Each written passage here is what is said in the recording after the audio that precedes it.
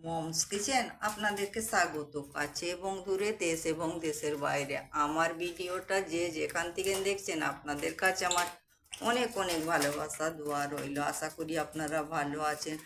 আজ আমি আপনাদের সঙ্গে শেয়ার করব, আমি বাড়িতে যেভাবে বানাই ওটাই আজকে আপনাদের সঙ্গে শেয়ার করব। আজ আমি আপনাদের সঙ্গে শেয়ার করব লাউয়ের পিঠে।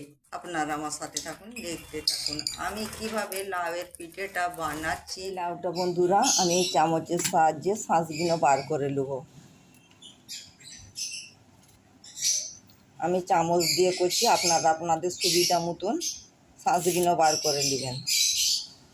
চামচের সাহায্যে লাউয়ের শাঁসটা বার করে মিক্সিতে গুঁড়ো করে নিয়েছি, মানে মিক্সিতে আমি বাটারটা করে নিয়েছি।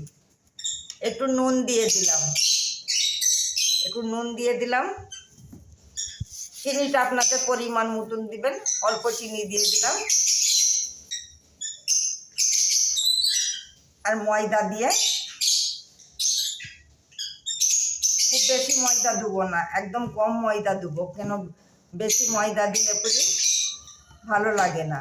কম ময়দা দিলে পুরি বেশ ভালো লাগে। লাউয়ের শাঁসটা যত বেশি হবে তত খেতে ভালো লাগবে। হাতের সাহায্যে মাখিয়ে নেব। বাটারটা আমি হাতের সাহায্যে গুলে নিয়েছি। ওপর দিয়ে একটু কালো জিরে, একটু মৌরি দিয়েছি। আবার আমি হাতের সাহায্যে ভালো করে ফেটে নেব। হাতের সাহায্যে খুব ভালো করে ফাটতে হবে, যত ফাটবেন তত ফুলবে আর পিঠের স্বাদটা খুব ভালো হবে, খেতে ভালো লাগবে।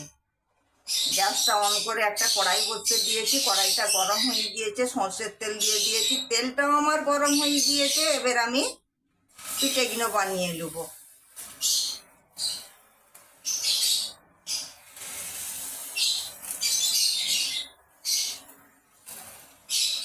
আপনারাও বাড়িতে এইভাবে লাউয়ের পিঠে বানাবেন, খেতেও খুব ভালো লাগে আর স্বাস্থ্যের জন্য লাউয়ের পিঠে খুব উপকার।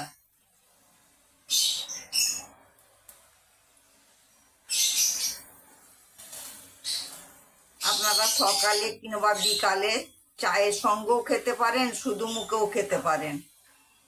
ছোট বড় সকলে দেখবেন খুশি করে খাবে। আপনারাও বাড়িতে এইভাবে বানিয়ে নেবেন, আশা করি ভালো লাগবে। আর কেমন লাগলো বন্ধুরা আমাকে কমেন্টে জানাবেন। আমার দেওয়া হয়ে গিয়েছে, গ্যাসটা মিডিয়াম ফ্লেমে করে আমার এক পিঠটা হয়ে গিয়েছে। হ্যাঁ, খুব হালকা হাতে পিঠেগুলো আমি উল্টে দেবো।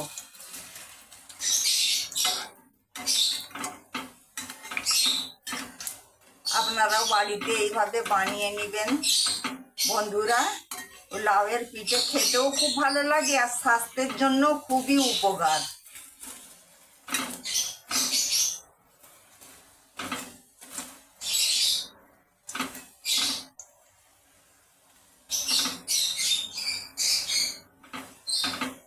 গ্যাসটা মিডিয়াম ফ্লেমে করে বন্ধুরা আমি এই পিঠেগুলো সেঁকে নিচ্ছি।